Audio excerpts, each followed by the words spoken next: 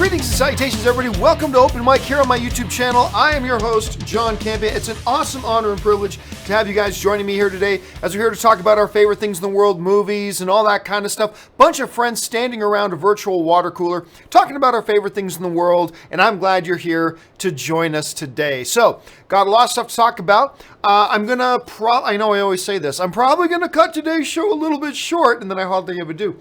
But Ann and I are going out to the Hollywood Bowl tonight. We're going to watch Star Wars in concert at the Hollywood Bowl tonight. Very excited. It's not the John Williams concert. We're going back to the Hollywood Bowl at the end of August to watch the John Williams in concert. But we're going to go see Star Wars in concert tonight. I'm going with my brother-in-law Stan and Ann's sister Olive. And it should be a good time. But before we go to that, let's talk some movie stuff. All right. And we'll get things going with this. The first question today comes to us from Adamus95, who writes, saw the show earlier and must have took a lot of courage to talk about something like that. You're an awesome, amazing dude. Don't let anyone tell you you're not. And if you're ever in the UK, I'm going to buy you a beer. Well, thank you so much, Adamus. And I got to admit, that me talking about that stuff earlier didn't come from a place of bravery. It came from a place of frustration. I talked about that simply because I have become so frustrated over the last number of weeks as this whole James Gunn situation has gone on. And hearing all these brain-dead, absolutely moronic individuals, who might be very smart individuals and don't realize they're acting like morons, trying to compare somebody writing jokes and tweets about pedophiles and actually being a pedophile. And I told that story earlier today, not out of bravery, it was out of frustration. That as somebody who has been through that, don't you fucking dare in my presence ever try to pretend like those are the same thing. And they're the same. And that's really was. It was a place of frustration that I wanted to express it. And I've had a lot of people ask me, because I still tweet about this a lot, and people are asking me, John, why are you so wrapped up in this issue? Or like some people say, why are you so obsessed with this issue, with this James Gunn situation? So I thought I owed people a little bit of an explanation as to why I'm so invested in it. But anyway, thank you, Adamus, for your kind words. I appreciate that, man, very much. And if I ever do finally get out to London, I'll take you up on that drink. I don't drink beer, but you can buy me a Diet Coke. How's that? All right.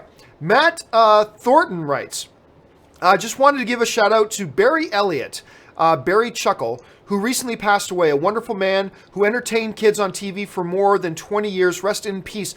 I'm going to admit, I don't know who Barry Chuckle is. Clearly, it's not a Canadian entertainer. Let me just see if I can... Oh, I recognize the face. Okay, so it says he was a UK entertainer. Oh, that's terrible to hear. Well, I hope my heart goes out to anybody who was touched by this entertainer. That's tragic. I mean, I feel less bad now that I know I wasn't just missing it. This wasn't a Canadian entertainer, but thanks for sharing that, Matt. I appreciate that. I'd never heard of him, but I do recognize the face. So thank you for sharing that with everybody, Matt. I appreciate that. ZOMG Ruler writes, Ruby Rose as Batwoman. Liked her in Orange is the New Black. I heard something about that. Hold on a second. Ruby Rose... blah, blah, blah.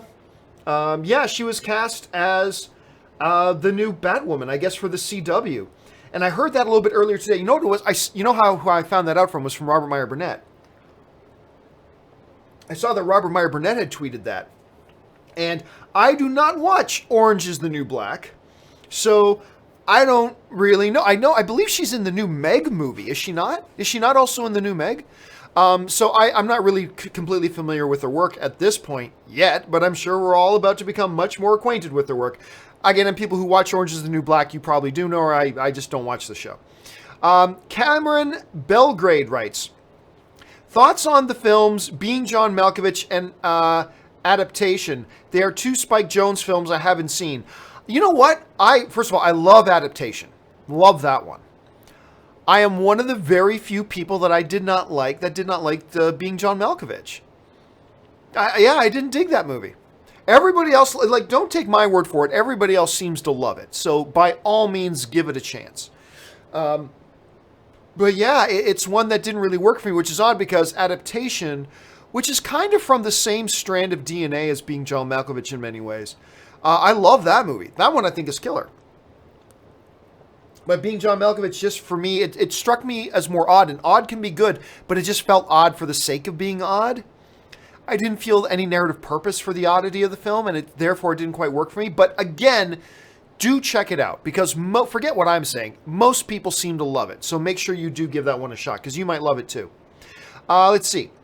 Tongers Viking writes, according to Vulture, Sam Jackson and Colby Smulder will reprise their roles as Nick Fury and Hill in Far From Home. Great news. Love those characters. I love those characters too. I do. I love Samuel Jackson's Nick Fury. I love Maria Hill.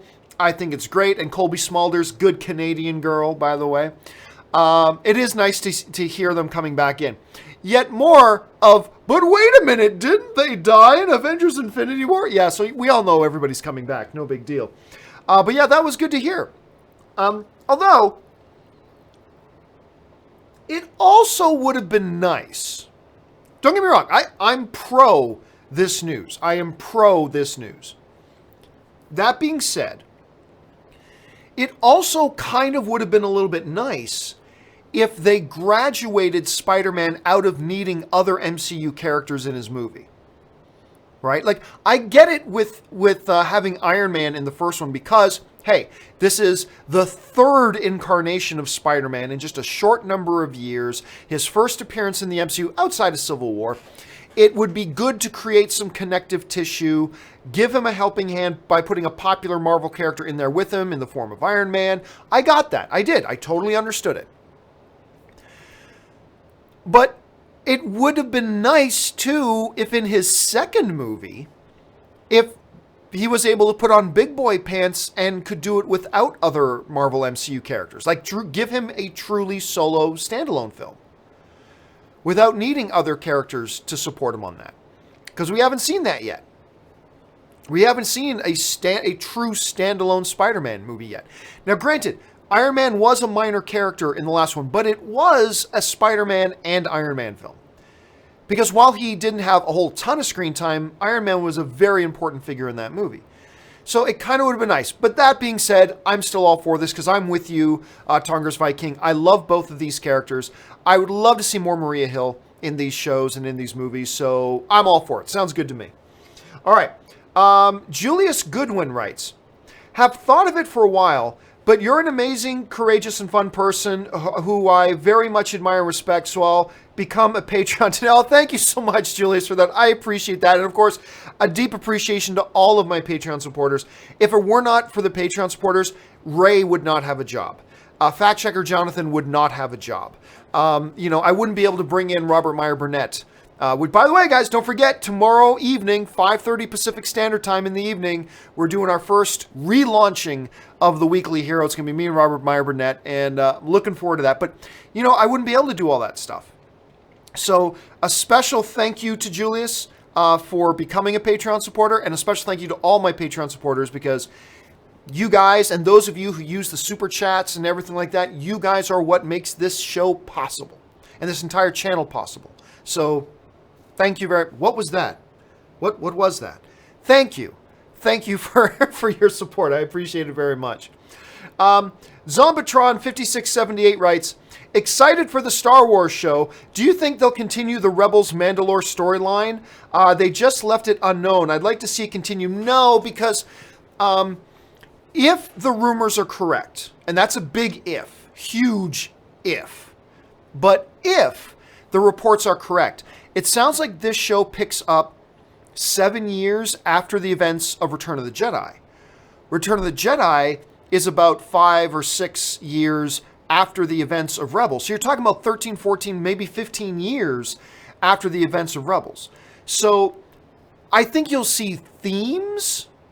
I think you'll see similar themes and some references, but a direct pickup of that story seems unlikely, considering that story would have been 15 years ago, 13 years ago, 17 years ago, whatever, by the time we get to this new show.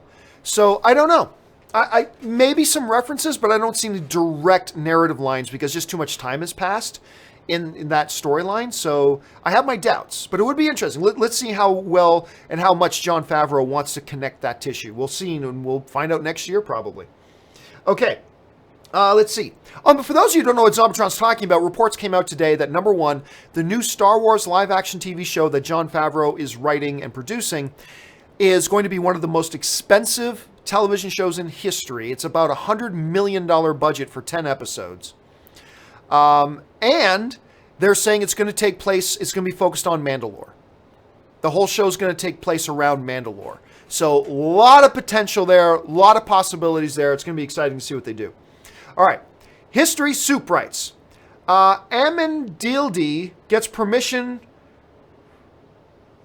Amenadiel gets permission for her to angel up. Oh, okay. I think I know what History Soup's talking about. A question came in earlier today on the John Campea show before YouTube went all wonky and cut the show short. I don't know what happened. Anyway, about could we see the girl? Oh, what's the girl's name? Hold a second.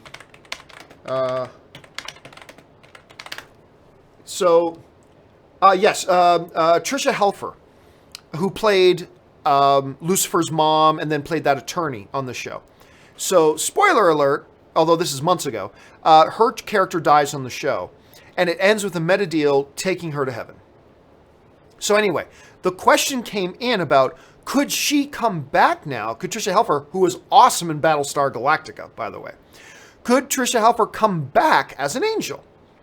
And part of me, while I put on my theologian's hat for a second, that would be difficult because people do not become angels. Angels are a completely separate race. When people die, they do not become angels. Neither in the understanding of the traditional Judeo-Christian faith, nor in the mythology of Lucifer. So in Lucifer, people don't become angels.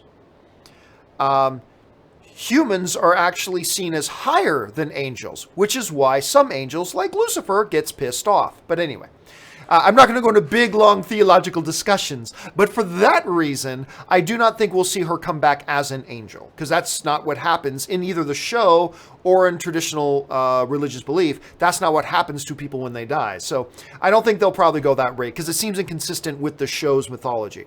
But look, I'd be just as down to see her come back in one form or another. We'll have to wait and see. Maybe she actually comes back as Lucifer's mom. I mean, that would be different. So let's see what happens there. All right. Ben Rayner. Where'd he go? There he is. Ben Rayner writes, was really moved this morning with your story. Thank you for your honesty. You're my favorite movie pundit. Thank you so much, Ben. I appreciate that. And again, don't give me too much credit. I said most of that mostly out of frustration, but I appreciate the support. Thank you for your kind words. I really appreciate that. Thank you, man. Alexander Helmer writes, will Darth Vader ever appear in another Star Wars movie? Who knows? I do know the temptation must be huge to put him in another movie. The temptation must be massive. Not only because he is like the most popular of all the Star Wars characters, but his brief appearance in Rogue One stole the movie. I mean that scene will go down in cinematic history.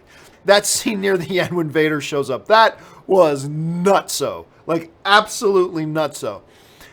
So I could understand the temptation to put him in there. Personally, I would say no.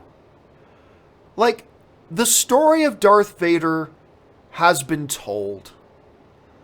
And to do more Darth Vader means you have to go backwards again in your storytelling.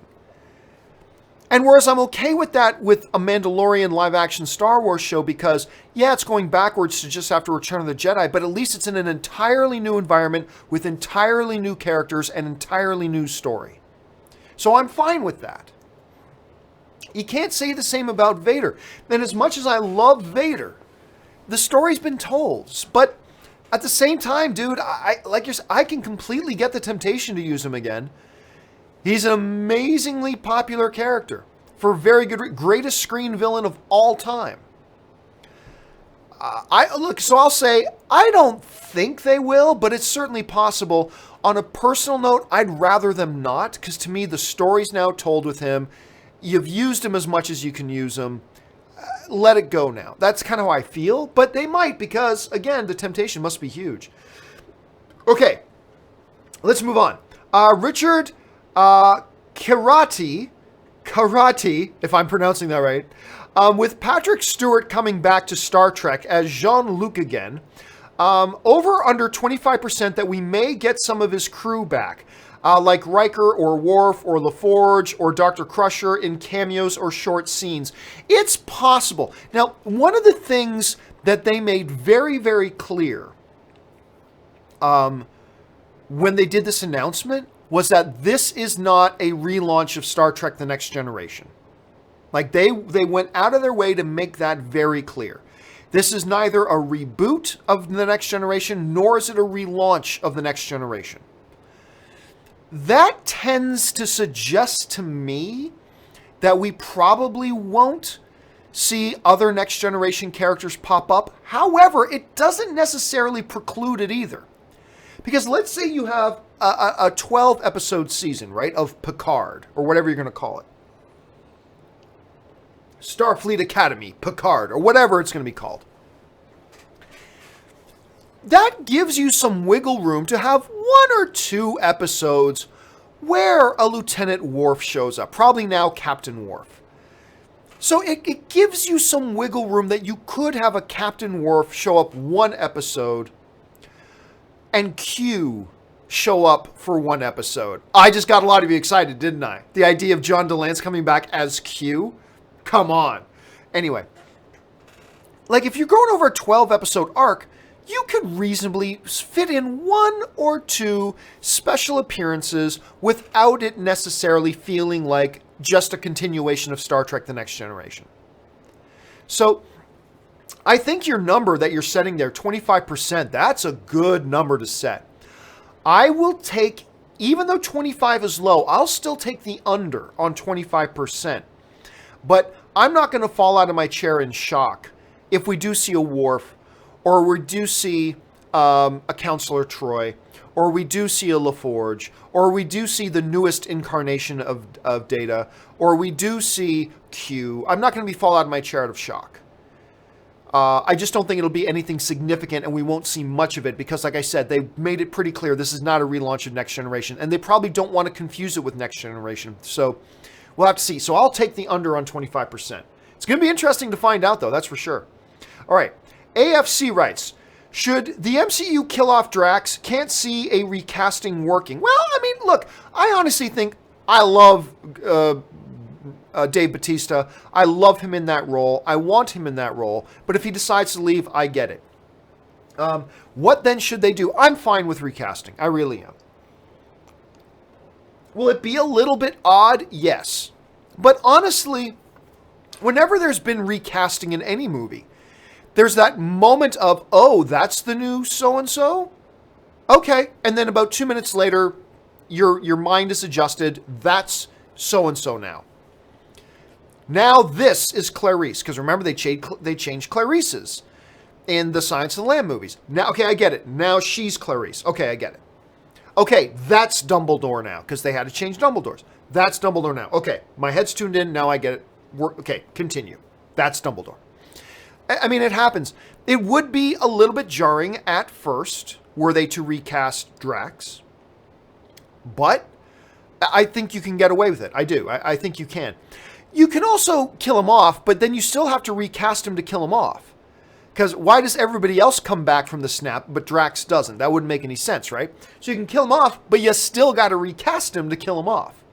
So if Dave Bautista and Disney don't mend their fences, and Disney allows Dave Bautista to walk away, then I think you recast. Yeah, I think you recast. It's going to be awkward. Sure, there's no getting around that, but I think everybody would adjust after that and move on. So I would say recast.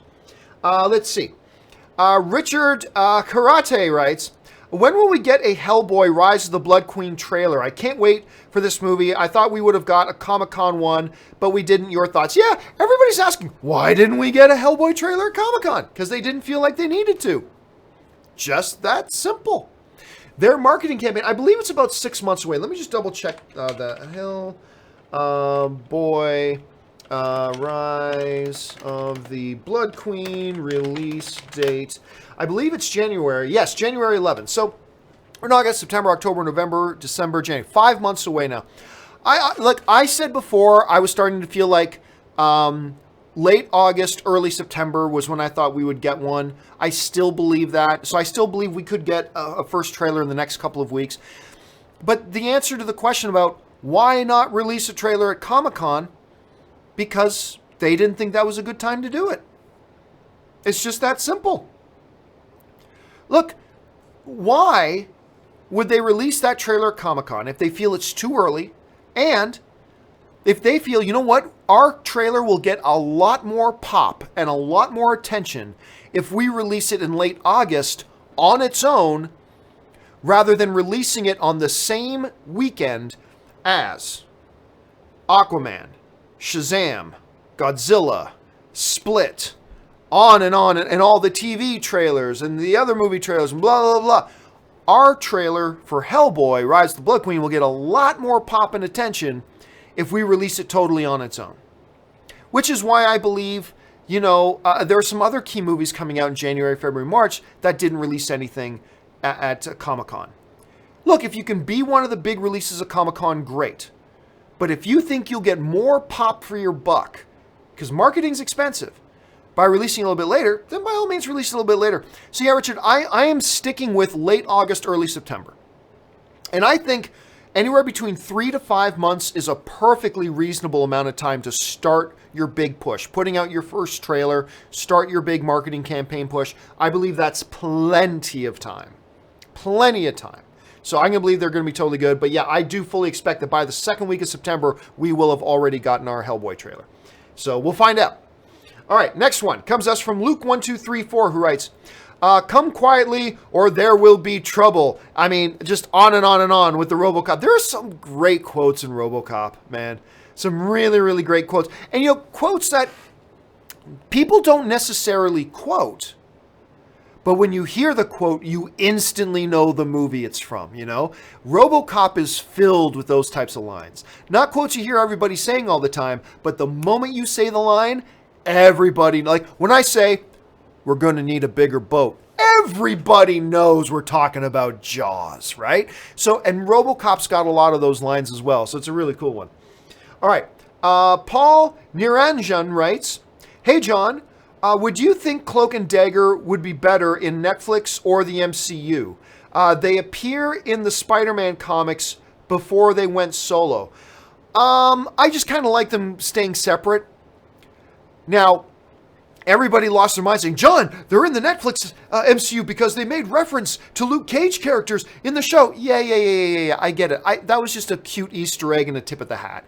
In Cloak and Dagger, one of the characters, because the show takes place in New Orleans, or Nolans, as they say. The show takes place in New Orleans, and one of the cops says, oh, I've seen strange stuff. I'm from New York. You should talk to one of my other cop friends, Misty. Bum, bum, bum, right? And everybody starts jumping up. Confirmed! Cloak and Dagger is connected to Luke Cage. Well, or it was just a wink and a little Easter egg for the audience. One's on Hulu. One, of course, is on Netflix. It doesn't 100% mean they're not connected, but I mean, to me, it was just a little bit of a wink to that. You know what we're talking about, right? When we say Misty in New York. Like, that's all it was to me. But I prefer Cloak and Dagger on its own. I like standalone. That's one of the things I love about The Runaways. Is that it doesn't have to tie into everything else. It's a true standalone story and adventure.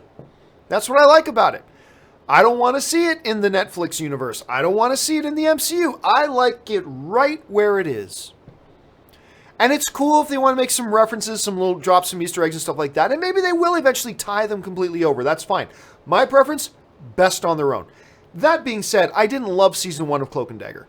I thought it started strong, and then it was really weak for the entire middle part. And then the last episode, the season finale, was quite strong. It was a strong season finale, but too little, too late. So I'm not even sure I'm going to check out a season 2 if they do a season 2. But yeah, it's too bad. Started strong, ended strong, but there's way too much of it. The majority of it I thought was pretty weak and pretty slow. But who knows? Maybe they'll pick it up for season 2. All right, let's move on here. Thunder Knight 19 writes, apparently Pokémon is the highest earning media franchise above Star Wars, Harry Potter, Marvel, etc. Surprised? I don't know. Remember, Pokémon is a lot more than what Star Wars, like they like their games and collectible cards and all this kind of stuff, and they were phenomenal well beyond. I mean, they're far more known for certain things than other things. They are not primarily known as a movie franchise. That's not what they're primarily known as, right? So, yeah, I could buy it. It doesn't make me fall out of my chair. No, I can buy that. Let's see. Adam K writes, thoughts on MCU films being called family movies? I certainly think they're family friendly. I don't know that I would call Marvel films family films per se, and maybe now I'm just nitpicking with semantics a little bit. I might be guilty of that here, but when I think of MCU films, more than anything, I think of them in terms of being family friendly. They're definitely family friendly. They're things you don't have to worry about bringing your kids to. They're not targeted at your kids, but they're friendly to your kids. You don't have to worry about bringing your kids to them. And there's going to be a lot of things, especially in like Infinity War, that will go right over their heads. That's fine.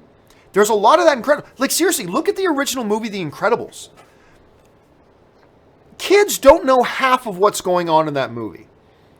Issues about, your retirement, thinking about your glory days, struggling about what it means to be there with your family as opposed to work and one, blah, blah, blah. None of that resonated with the kids. I remember I got in a big debate once when I said Incredibles is not a family movie. It is a family-friendly movie. And actually, I say that about Pixar in general. Pixar does not make kid films. They make kid-friendly films. And I do think there's a difference. Maybe there is no difference. And again, maybe I'm just playing semantics. But yeah, when I think of MCU films, I definitely think they are family-friendly films, not family films. That's how I feel about it, at any rate. But that's just me. Let's see. Nerd Polemists writes, the rabbit is correct and clearly the smartest one among you. I just have, oh, sweet rabbit. I just don't know why.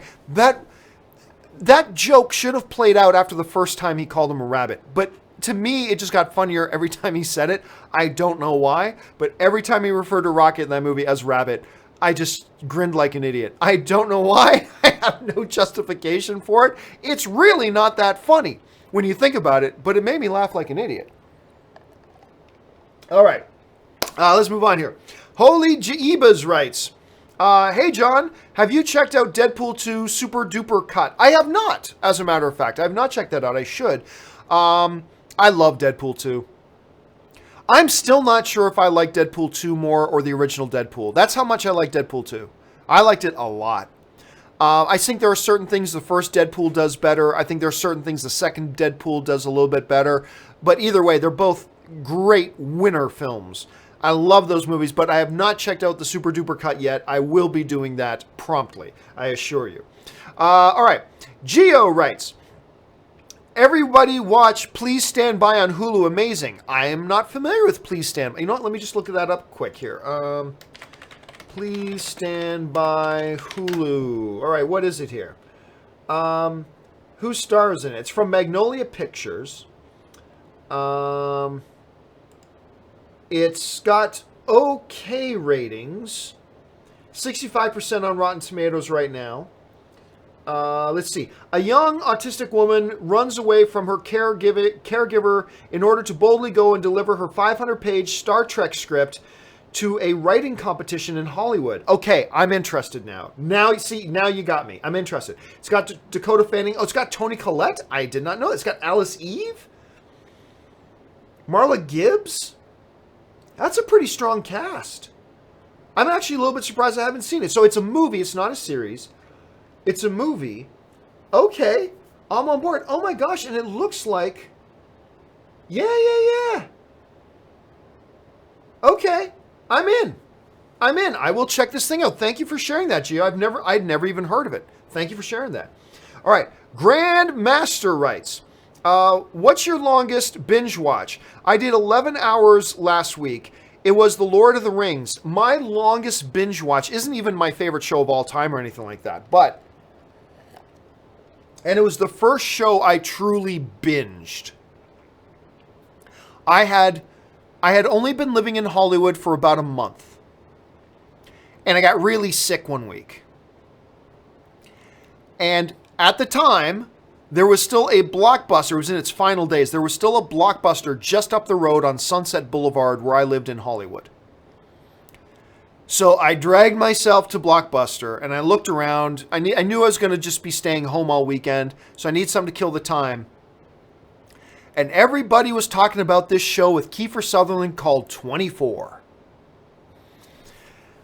And I had never watched it, but everybody raved about it. And sure enough, there it is, the complete first season of 24. So I rented all the discs, all the DVDs, went back home, and I think in my first session, I probably went about 18 hours.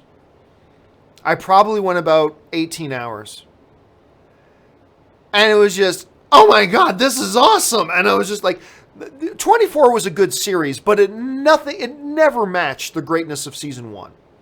It never was able to recapture the greatness of season 1. And that ending in season 1, oh my God, total shock ending in season 1. But that I believe was the longest binge I had ever done. And to this day, it was the longest one I ever did. All right. Murray Reich writes, they're eating her, then they're going to eat me. They're eating her, and then they're going to eat me. Oh my God. That's one of the best online memes ever. A lot of people use that as animated GIFs. I was responsive. Oh my God. From one of the worst films in Hollywood history. But yeah, that was a cringy one, man. That was a cringy one. Nerd Polemus writes, yesterday you could not think of any actors who are as good as Steve Carell in terms of acting in both comedies and dramas. How about Whoopi Goldberg? Not Whoopi Goldberg. Robin Williams, John Hamm, Diane Keaton.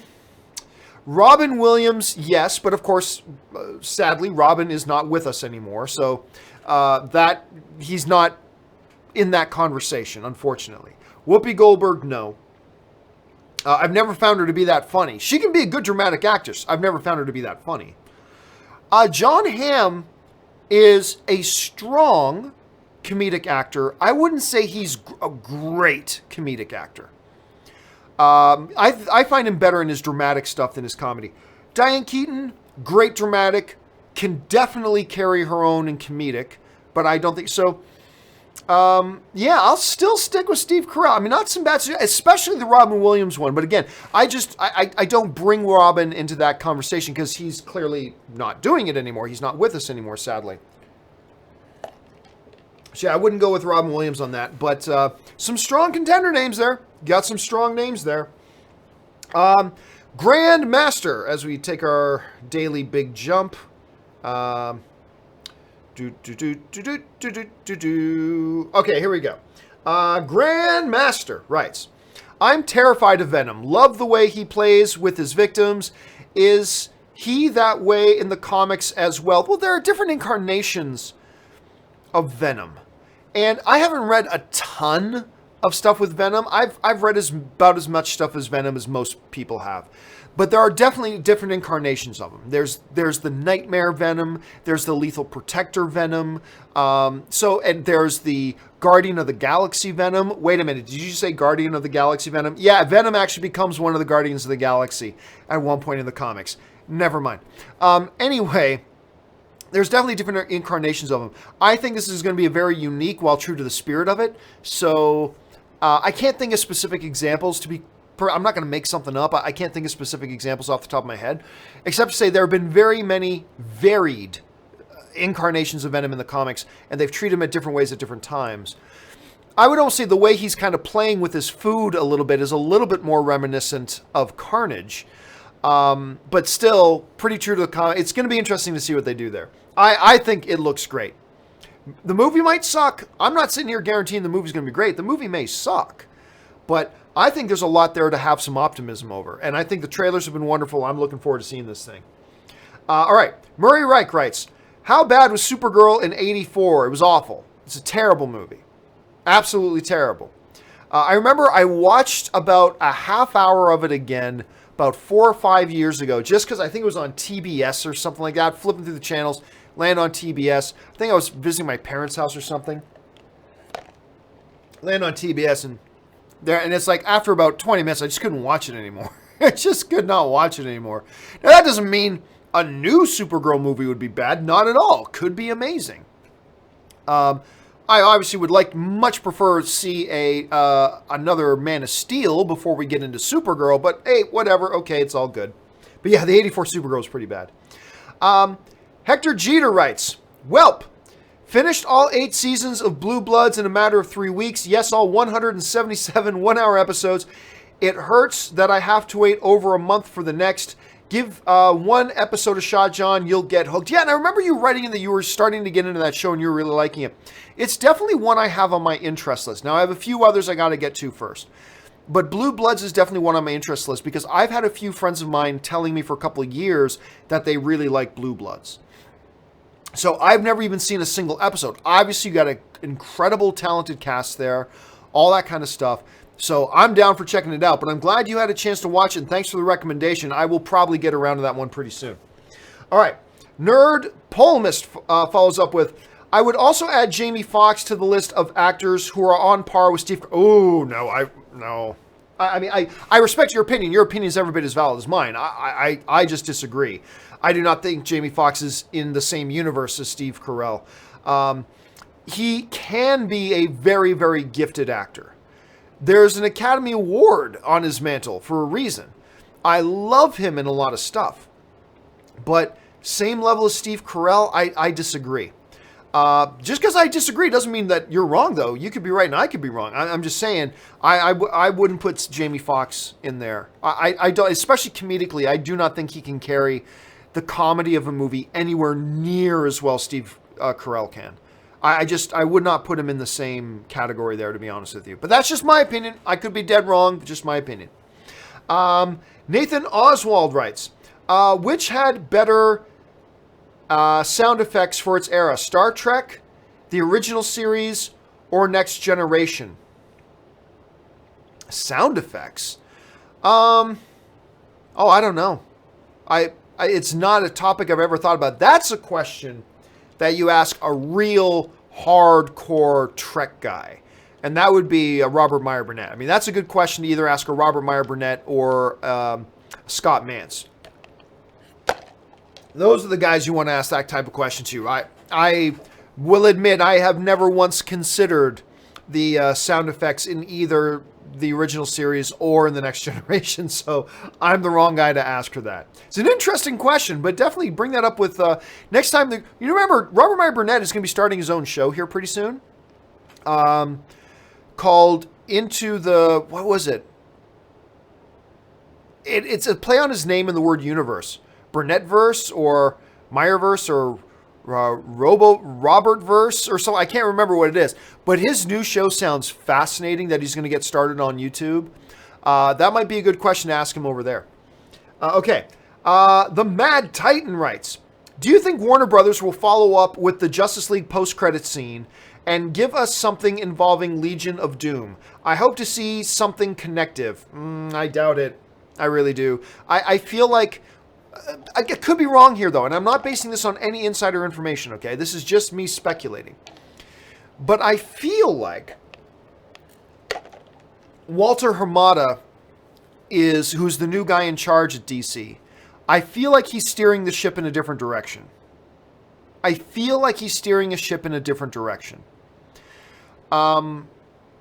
So yeah, I certainly don't think we're going to get any kind of Legion of Doom movie or anything like that. And I do not know if they have any plans right now for a Justice League 2. They got a lot of things they got to fix on this ship. They got a lot of leaks they got to patch up. And it may take them a few years with some individual films and stuff like that to really reestablish a more firm base. I think the fastest way to do it is to reboot, start fresh. That's not the way it looks like Walter Hamada's going. That's fine. But it's going to take them some time. But I don't expect them to follow up on that. I don't expect them to follow up on that post-credit scene. That doesn't mean they won't. I'm just saying I'm not expecting it personally. Let's see. Heather A. writes, regarding Gunn, how do you vet 20,000 tweets? Read each one. You have people to do that. Look, when I have like 500 comments on one video, yeah, it takes me a bit, but I skim through them and I go through them all. It actually doesn't take that long. It really doesn't. And not to mention, these are all public and they're all instantly accessible. You get one intern in a day or two. An intern could have gone through James Gunn's entire Twitter history in 1 or 2 days and brought up any concerns with the boss. It's really not that hard, and it's really not that difficult. It's actually pretty simple. I mean, now granted, when I was doing vetting on somebody and going through social media, I don't think they had 20,000 posts, granted. But if they did, I just would have gotten somebody who worked for me. I would have dumped that job off on somebody who worked for me. Say, look, go through their entire Twitter history. Let me know.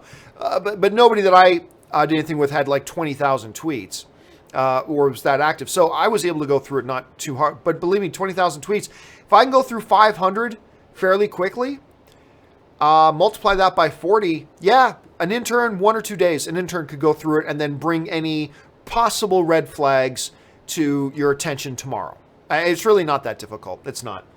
Okay, Murray Reich writes, Sam Jackson confirmed for Spider-Man Far From Home. Yep, we talked about that a little bit earlier on the show. Somebody brought that up earlier. Not just director Fury, but also Maria Hill is also coming back as well, which I think is great. It was great seeing the two of them together again in the post-credit scene of Infinity War. It's going to be great to see them back again. I was kind of hoping to see Spider-Man be allowed to stand on his own in this one, but I'm all for these two characters being there. I'm excited to see what they got in mind here. All right, ZCM Zombie Custom Maps writes, Pedro Pascal. I love Pedro Pascal. Pedro Pascal has been in 2 sequels that are not as good as its predecessor, Kingsman and Equalizer. Will Wonder Woman 84 suck? I hope it's not a curse. I don't think it's a curse. Look, first of all, Kingsman was...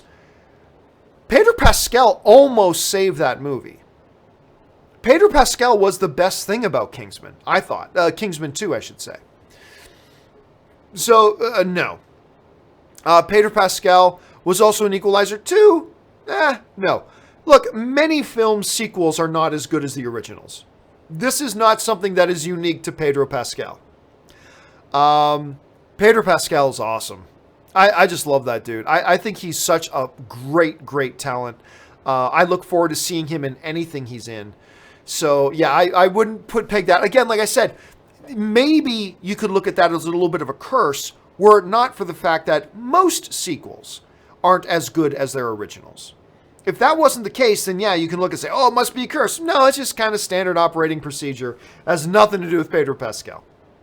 And by the way, Wonder Woman 2 doesn't need to be as good as the first Wonder Woman to still be a good, solid movie. I thought the first Wonder Woman was great. I thought it was great.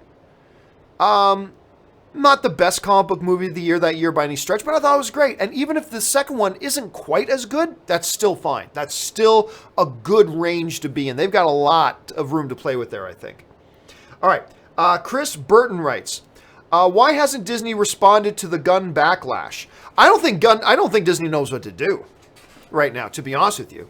And quite frankly, sometimes the best thing to do is to say nothing. Because really, what is there for Disney to say? There's nothing for Disney to say. Oh, you guys aren't happy with this? Tough. I mean, really, is that what they're supposed to say? You know, Alan Horn made his lying little weasel statement that he made. And I wish he could have made a statement that was honest, but he made a lying little weasel statement. Which is too bad because I have a lot of respect for Alan Horn. I'm a fan of Alan Horn. And I was really, as a fan of Alan Horn, I was very disappointed to hear him give that lying little weasel statement that he gave. I was very disappointed in him. If I didn't like him and I wasn't a fan of him, I really wouldn't care. But because I'm a fan of Alan Horn and I've followed his career and I've met Alan Horn and all that kind of stuff, I was very disappointed to hear the lying little weasel statement that he gave. Again, if Alan Horn had come out and said, hey, we've spoken with James, we believe in James Gunn, but we also want to be sensitive to the feelings of our audience around the world. We know that these things that have come to light for many of you can sound very hurtful, and we've spoken with James to let him know we've decided to part ways over that. I would have been fine. I would have disagreed, but I would have understood. And say, hey, you know what, Alan Horn? You're in a tough position.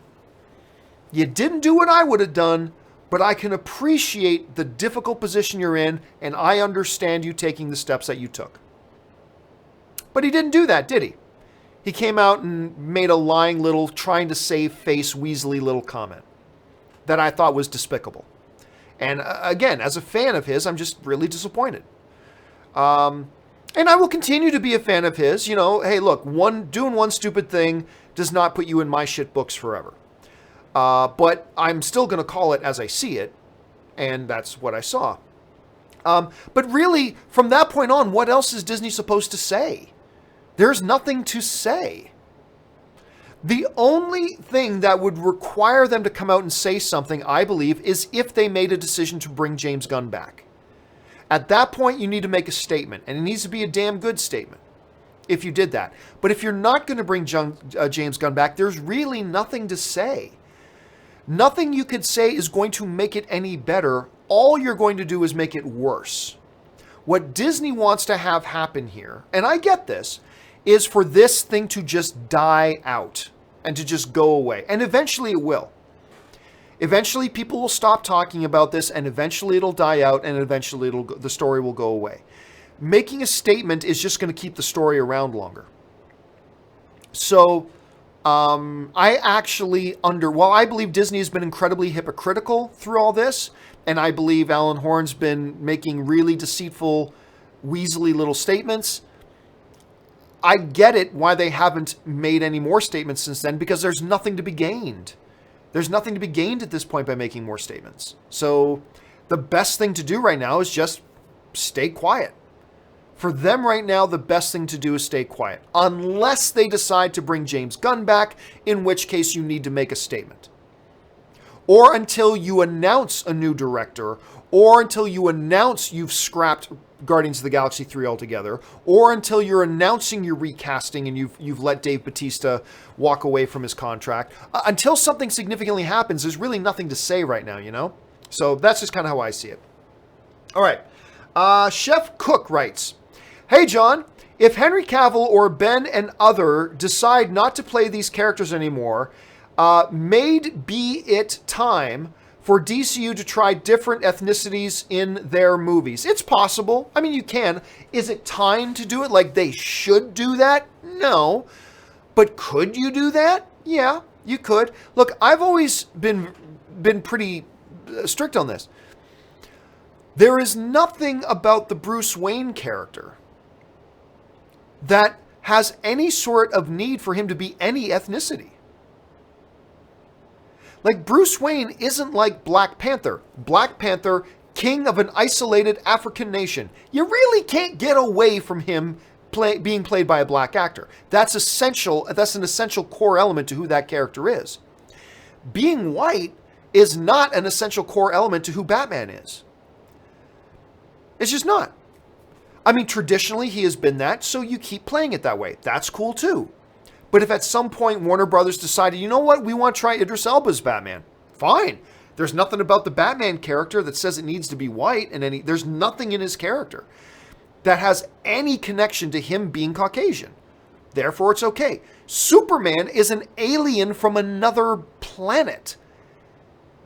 He could be purple. He could be plaid. He could be fuchsia. He's an alien from another planet. He's another race altogether. Traditionally, he's always been portrayed as Caucasian, so you keep doing it that way. That's fine.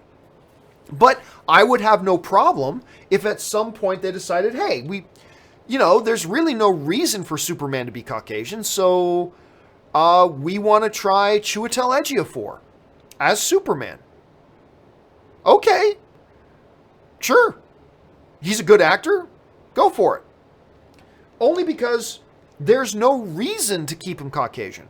He's been traditionally portrayed that way, so by all means, keep portraying him that way. That's fine too. There's nothing wrong with these characters who have been portrayed as Caucasians this whole time. There's nothing wrong with just keeping that tradition going. Nothing wrong with that at all. But at the same time, since neither one of those characters have anything narrative-wise that anchors them to being that race, then I would have no problem if at some point the studio decided to change up the ethnicity. Because it's not important to the character. Some characters, their ethnicities are important to them. Some characters, it's not. So I'm perfectly fine if they go on having Caucasian Batman and Superman forever. I'm perfectly fine if they decide to want to try and mix it up a little bit and try an actor of a different race. I'm fine with that too, because there's no reason not to. There's no reason to do it, but there's also no reason not to do it. So whatever they decide, I'm perfectly fine with. It's a non-issue to me. Let's see. Hardy Buck 4 writes, Ant-Man 2 finally out in Ireland and was worth the wait, hugely entertaining, and chilling end credits. Yeah, the end credits, it's pretty great. It's an end credit scene too that's also very out of pace with the rest of the movie, isn't it? Like the rest of the movie, very light, entertaining, crowd pleaser, all that kind of stuff. And then the ending gets a little heavy. The post-credit gets kind of heavy. But yeah, I thoroughly enjoyed Ant-Man and the Wasp. Not quite as much as the first Ant-Man, but very solid nonetheless. I had a good time with it, and I'm glad you guys overseas there are now finally getting a chance to watch it. I'm glad you consider it worth the wait, man. All right, next one. Nathan Oswald writes, what's your favorite Dirty Harry movie? Oh, God. If it's the one I'm thinking of, it's a good thing I didn't. I was gonna say Magnum Force, but it's not Magnum Force. Probably just the original. You know what? To be honest, I don't know that I've ever seen the Deadpool. It's listing one of the films. I don't think I've ever seen the Deadpool. Yeah, I don't know that I've ever seen that. Huh. Anyways, yeah, I'm going to go with the original. But man, I got to admit, it's been a long time since I've watched. The last one I saw was Sudden Impact. But it has been a long time, man, since I've watched any of them. When did the Deadpool come out, by the way? I can't even see what year the Deadpool came out. Oh, I'm going to stick with the original. I'm going to stick with the original for now. Lincoln Johnson writes, I watched The Others with Nicole Kidman. What a great ghost story movie. I haven't seen it in years. Yeah, it's it was kind of, unfortunately, at the time, it got saddled with, some people gave it accusations, you're just playing off of Sixth Sense and blah, blah, blah. But look past that. You're right, it is a solid little ghost story movie. And I love the ending. I honestly didn't see I've talked to some people who did see the ending coming. I did not. I was one of the audience members like, nope, didn't see that coming. And the twist kind of got me. I think it's a very solid little movie. Nicole Kidman was great in it. I'm trying to remember the other cast in it as well. But yeah, it was right around that same era. So it got some, I thought, unfair flack.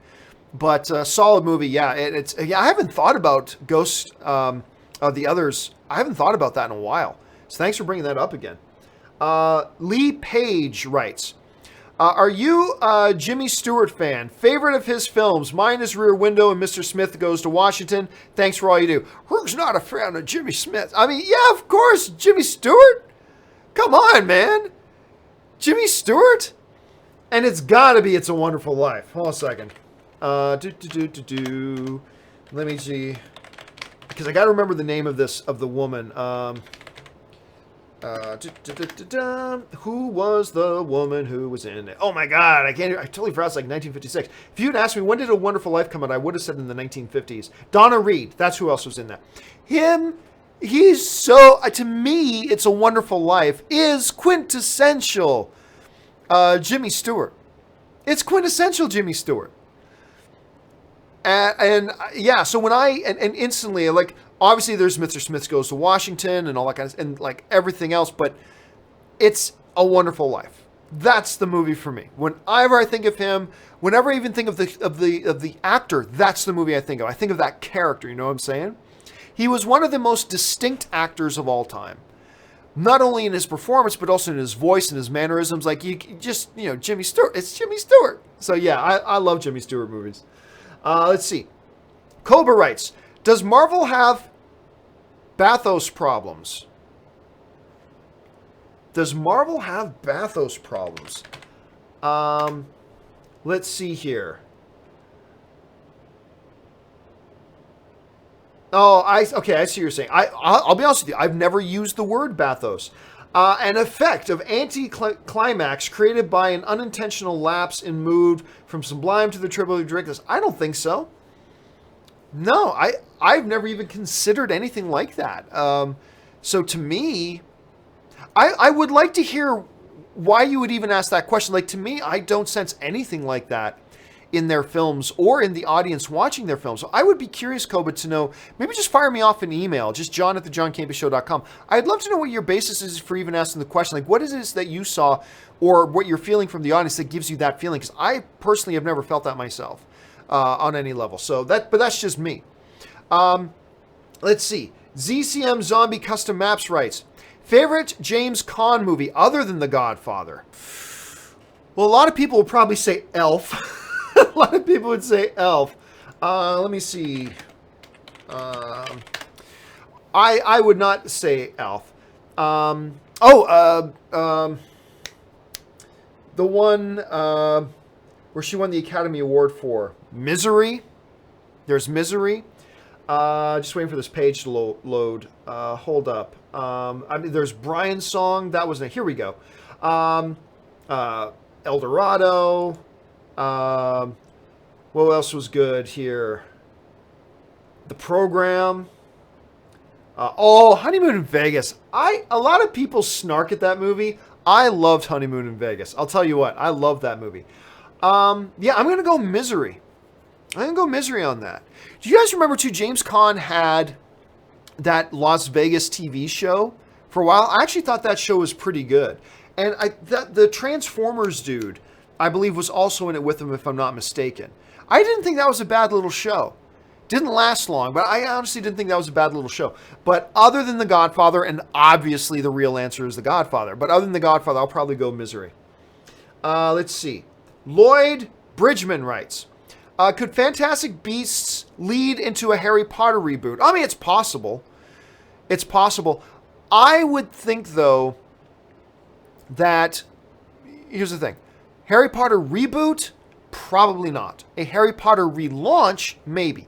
Like, there's no way J.K. Rowling is going to let them reboot Harry Potter. She's just not going to let them do that.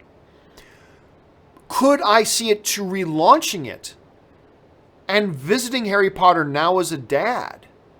And further on, I mean, the actors aren't all that busy.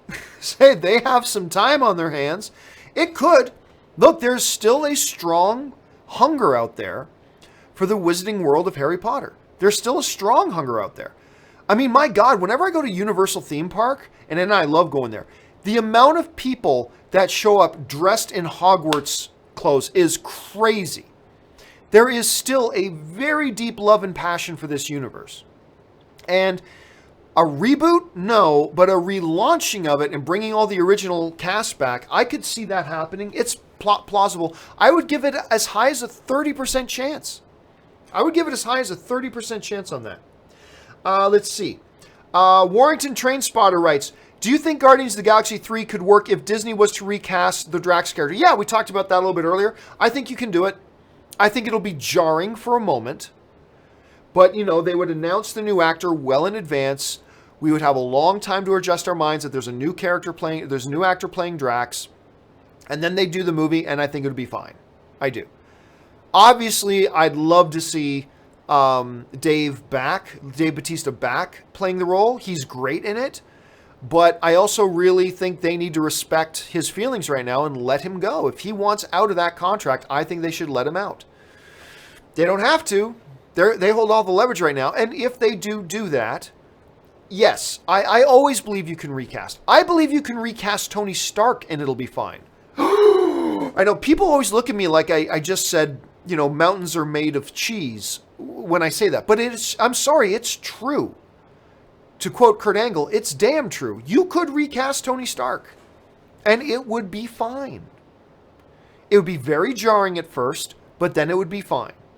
If you can recast Bond, and you can recast Clarice, and you can recast Dumbledore, and you can recast, if you can recast, you can recast. You can recast. And you can recast Drax. It would be unfortunate. It's going to be a black eye on Disney. It's going to be embarrassing for Disney. But you can get past it. And I think they can. All right. Another jump here. Roy L. writes, let's see. Going to add sneakers to my voodoo if it's there. Saw it with my mom when it came out in 1992. It'd be a great treat to watch now as an adult. It is so good. Of course, the discussion of sneakers came up earlier today because, Robert Redford has announced he's going to be retiring from acting. And somebody asked me, what's my favorite Robert Redford movie? And it's not one of the stereotypical ones. It's not Butch Cassidy, Sundance Kid or anything like that. To me, it's Sneakers. I love that movie, man. I love Sneakers. I love that movie so much. It's absolutely crazy. Let's see. 2 more questions, and then we're already I said I was going to cut today short, and instead we've gone overtime. Of course we have. And Anne's going to get mad at me. 2 questions more, then we're going to wrap it up here. Fabricio Rodas writes, saw all the Godfathers for the first time. Second is the best. And that is the biggest debate in all of movies. The true biggest debate in movies is not what's better, Star Trek or Star Wars, or who's the best Bond. No. The true greatest debate in all of movies is which is better, Godfather or Godfather 2. And I find there are 2 types of people in the world. There are those who think the first Godfather is the best. There are those who think the second Godfather is the best. There are a lot of people who think The Godfather is the single greatest movie of all time. There are many people who think Godfather 2 is the single greatest movie of all time. Neither are wrong, but it's tough. I personally think I lean towards the original Godfather. I think I lean towards the original, but I would never argue against anybody who says Godfather 2. Like, it's just too good to argue against it. So, yeah, it's powerful, man. It's powerful. All right. Last question of the day comes us from Chef Cook, who writes, John, has Hollywood lost its mojo? So many reboots on TV and movies. Your thoughts? No, it's a ridiculous notion. There are more original movies and TV shows being made today than any other time in Hollywood history. That's just a fact. There is more original movies and TV shows being made today than in any other time in history. What is also true is that there are more movies and TV shows being made today than any other time in history. Therefore, with a rise in the overall numbers being made, you're going to get a rise in the number of reboots and things like that. Yes, but also there's more original stuff than ever before in history being made right now. So no, Hollywood has not lost its mojo. It's just that's all people pay attention to. They just pay attention to reboots. Like, I could sit here and list off the next 80 films coming out, and 60 of them could be completely original, and people go, oh, Hollywood doesn't do anything original anymore. The vast majority of the movies that come out are original films. So don't be seduced in by that very, very misleading thing. There is more original content being created today than any time in Hollywood history. And that's just the fact. That's just a fact. There are more reboots and sequels, yes, because overall there's more movies being made and more television shows being made. But that doesn't change the fact that this is the most original, most creative time in the history of Hollywood. So that's kind of my answer to that.